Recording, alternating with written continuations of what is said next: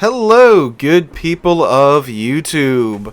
Mountbatten here, and today we have two main topics to talk about. The first one being the recirculation of this image. So what you're seeing on screen right now is a pretty cursed image, and yes, these are real. These are from the game's files. Someone did some digging and dug this screenshot or image files up again. And yes, those are missiles. Your eyes are not deceiving you. Are these new? No. I first discovered these, I think, like 2 years ago is when I made my first video on these images, but apparently they had surfaced even before then. And these are from quite some time ago when Wargaming was testing the ideas of adding in unguided and guided missiles into the game. Sealord, what happened with these missiles? Well, Wargaming has told us that apparently during the testing, and they've even reiterated this, I think fairly recently when they were talking about like submarines and how they normally test out new ideas and such. So they tried this, I think, in like 2017, 2018, a few years after the game had fully released. And there were two main types of missiles you can use, in which are kind of represented here. You can see there's the silver missile with the red tip and the red fins, and you got the black missile with the yellow tip and the slightly different fins, and then what looks like a straight up harpoon missile in the background there, but I don't see that one in an ammunition choice except for like the one on the end. But anyway, there were two main types that they were testing out. The first type was dumb-fired missiles, meaning that you just aim the launcher and fire the missiles, and the missiles travel to their target. And apparently this wound up working just like artillery, but slower. It worked exactly the same. You would aim with the reticle, launch the missiles, and the missiles would travel to their target unguided. The only main difference is that they were actually slower than shells, and they did a little bit more damage, but that was it. That wasn't deemed different enough from artillery, so they just kind of shelved it, because why make another type of missile or another type of weapon system that's literally the same as what 90% of the ships in game use anyway. The second type of missile system was a player guided missile, meaning that you launch the missile and then you control it to the target. Now apparently this was boring according to Wargaming, and that most surface ship players probably wouldn't want to do that anyway, waste the time of guiding one missile to the target just to do, not even a, like a battleship's broadside salvo worth of damage to the target. So that idea got shelved, but also I can see how that kind of got recycled into the CV planes, because you are controlling a bunch of flying things going around the map to the target, then dumping your munitions on it, and then going back to the carrier. So you can, I guess that's probably where I would say the bare bones controls for the current CV squadrons got their start at. What's actually more interesting than that to me is what's located underneath this set of icons, which is a very interesting set of plane icons.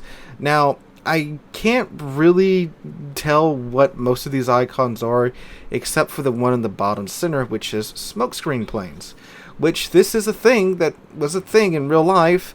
Planes were equipped with smokescreen canisters in early World War II, and the idea is they could lay a smokescreen for the fleet or a single ship, and then the friendly ship or fleet could either engage or disengage, or smokescreen planes would actually fly in front of torpedo bombers, lay a smokescreen down for the torpedo bombers. That way the torpedo bombers could approach the enemy ship completely undetected, and hopefully without facing much AA fire, get the torpedoes off, conduct a successful attack, and all go home very happy pilots.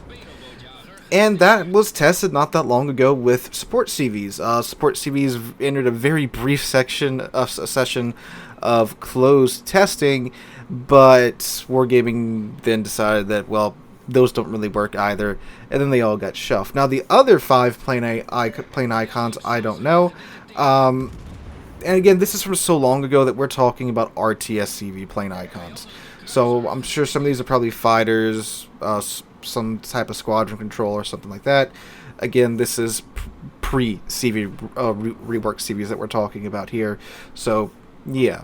An interesting batch of images when they get brought up, as always. But, again, for the most part, stuff that has been shelved and hasn't been touched since then. Why haven't they deleted these from the files? I don't know. There's weird stuff in game files. If you really go digging in most games, there's like literally tens of gigabytes of unused files in most games. I think in CSGO, there's like a picture of a pineapple that you can't delete. Otherwise, the game just crashes for some reason. Weird stuff like that happens in game files. Alright, our other big piece of news is something that I would say is already technically in the game. A battle pass is coming in update 11.10. So this is from a blog post that was released, I think, after I had recorded yesterday's video, so I missed getting this dev blog into yesterday's video. And there's quite a lot in this dev blog, but it's mostly stuff that we've talked about already. So like the Japanese cruisers are coming out in early access. The graphical improvements that have been announced are coming out. Several more maps are getting 4K overhauls and such. If you want to see screenshots of that, link to this is in the description down below. I will throw up images of what we're talking about here with the battle pass, but I don't want to waste time going through stuff that we've already talked about. The only other big difference from the graphical improvements that we haven't talked about is that they're adding in reflections from the water surface, which looks absolutely awesome. Again, the art department, you guys, you graphic guys, you guys keep pulling stuff out of this game engine that I would never imagine would be possible with how old this game engine is. If only you guys could talk to the guys that handle the tick raid and the guns and stuff. But anyway, alright, so we're getting a battle pass. So they say Battle Pass starting with update 11.10, the Battle Pass BP will appear in game. A new Battle Pass will start with the release of each update and remain active until the start of the next one. The Battle Pass consists of a progress bar broken down into levels that require Battle Pass points to complete. Starting with version 11.10, these points will become a reward for completing daily and weekly combat missions. There will be 2 reward chains available, free and paid. They'll have a single progress bar, but access to rewards from the paid chain will need to be purchased. This can be done at any time, and after the purchase, you will receive all the rewards of the paid chain tied to previously completed levels. The free chain will include all the rewards that the player could receive for daily, weekly, and monthly combat missions before the release of version 11.10, namely various containers, free and elite XP, credits, coal, steel, research points, and port slots. Additional rewards will be available in the paid chain, including coal, research points, credits, free and elite experience, steel, as well as economic bonuses. The final reward of the paid chain in version 11.10 will be Tokachi. Buying access to a paid chain will also make it possible to buy additional battle points levels for doubloons. To complete the entire battle pass, you will need fewer points than you can get for all combat missions, which will allow you to complete the battle pass even if you miss some of the tasks. If you continue to complete combat missions after completing the battle pass, you will receive fixed additional rewards. Details about the battle pass will be announced at a later date. So, sounds like they are in a pretty early point of developing this idea of a battle pass. Again, I would argue that this has already been in game with the dockyards, just that it wasn't running constantly, because the dockyard works exactly like this. You have to grind out a combat mission, you get tokens that you can exchange for phases of the dockyard that then brings you rewards, and you could complete it by buying your way through it, or you could complete it by just grinding up to a certain point and then buying the 3 or 2 levels or 4 levels needed to complete the dockyard.